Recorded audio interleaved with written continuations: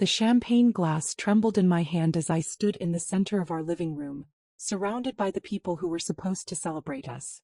57 faces stared at me. Some with pity, some with barely concealed amusement, others with the kind of schadenfreude that makes people slow down at car accidents. My husband of 10 years stood 6 feet away from me, his face twisted into an expression I'd never seen before. Pure contempt. His expensive suit, the one I'd picked out for him last month, hung perfectly on his frame. His hair was styled just the way he liked it. Everything about him screamed success, power, control. Everything about me apparently screamed disgrace. "Let me make this crystal clear for everyone here," Julian said, his voice carrying across the sudden silence. The jazz music still played softly in the background, a mockery of celebration. "My wife, and I use that term loosely now, has been nothing but an embarrassment to me for the past 3 years." The room felt like it was spinning. Or maybe I was spinning. My lungs couldn't seem to pull in enough air. The walls of our penthouse apartment, the one I'd decorated, the one I'd turned into a home, were closing in. "Julian, please," I whispered, but he cut me off with a sharp laugh that made several guests flinch.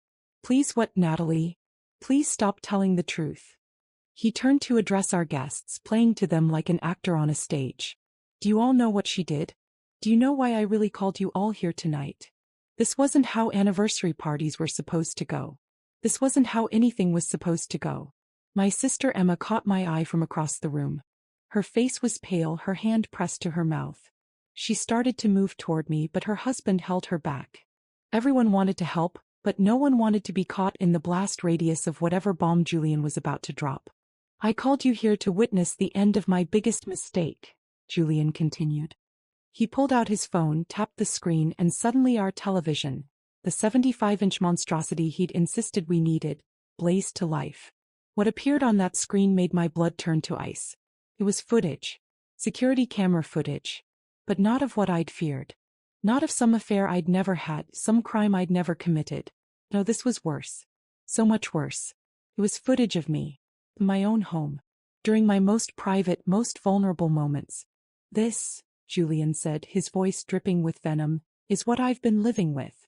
The footage showed me in our bedroom 3 months ago during one of my worst episodes. The camera, hidden somewhere I'd never known about, captured me sobbing on the floor, rocking back and forth, having a panic attack that had lasted for 40 minutes. My hair was wild, my face blotchy and swollen.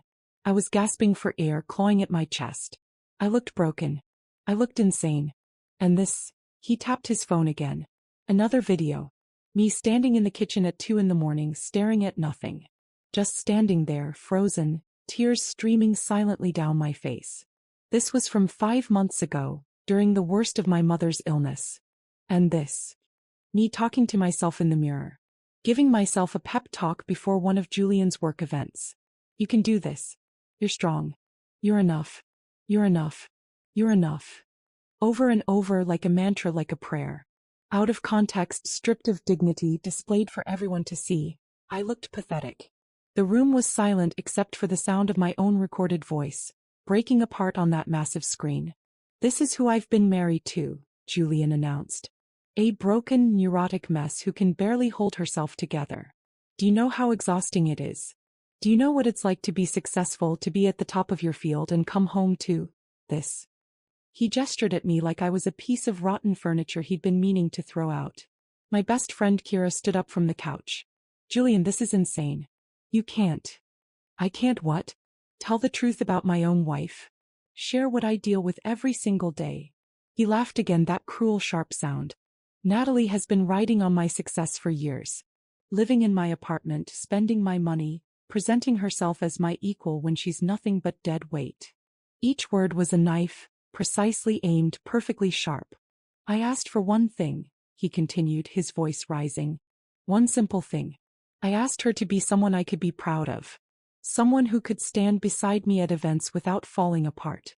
Someone who could be a proper wife to a man in my position." My throat was so tight I could barely breathe. The walls were definitely closing in now. Black spots danced at the edges of my vision. Instead, I got a disgrace. The word hung in the air like poison gas. Disgrace. He'd called me a disgrace in front of 57 people. In front of our friends, our family, his colleagues, my former coworkers. He displayed my pain like it was entertainment, mocked my struggles like they were character flaws. On our 10th anniversary, I don't remember making the decision to move. My body acted on its own, carrying me through the crowd of silent, staring guests. I walked to the bedroom, our bedroom, with everyone's eyes burning into my back. The jazz music still played. Someone had the presence of mind to turn off the television, ending the loop of my humiliation. The bedroom door closed behind me with a soft click that sounded like a gunshot in my ears. My hands were steady as I opened the closet.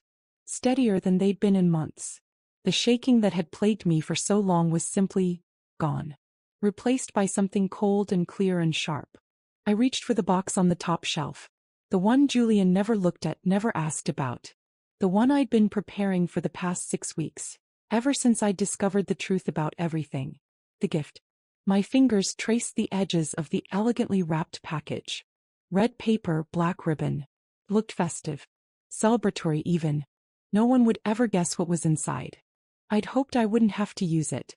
Some small, stupid part of me had hoped that Julian would prove me wrong, that tonight would unfold differently, that the man I'd married 10 years ago would somehow resurface.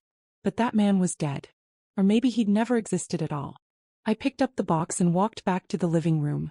The conversations that had started up in my absence died immediately. 57 faces turned toward me again.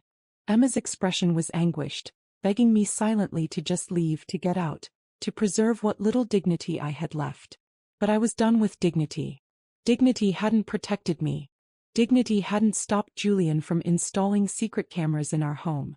Dignity hadn't prevented him from planning this public execution. Julian stood by the bar cart, pouring himself a scotch. He didn't even look at me as I approached. That's how little I mattered to him now. "Julian," I said. My voice was quiet, but it carried. Everyone heard. He turned, glass in hand, eyebrow raised in annoyed inquiry. Like I was a servant interrupting his party. "I have something for you," I continued. "An anniversary gift." His expression shifted to confusion, then to something like suspicious amusement. "Really? Now you want to give me a gift?" "I insist," I said, holding out the box. For a moment I thought he might refuse. Might throw my gift back in my face the way he'd thrown my vulnerability, my pain, my trust. But Julian's ego wouldn't let him refuse a gift in front of an audience. He had to maintain the appearance of being gracious, magnanimous, the bigger person. He set down his scotch and took the box from my hands. Our eyes met. For just a second I let him see something in my expression. Not anger. Not sadness. Something else. Something that made his confident smile falter slightly.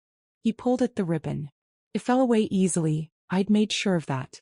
The red paper came next, tearing with a soft whisper that seemed impossibly loud in the silent room. He opened the lid. I watched his face. Watched the exact moment when his brain processed what he was seeing. Watched the color drain from his cheeks. Watched his eyes go wide, then wider. Watched his mouth fall open in an expression of pure, undiluted horror. The box fell from his hands and hit the hardwood floor with a heavy thud.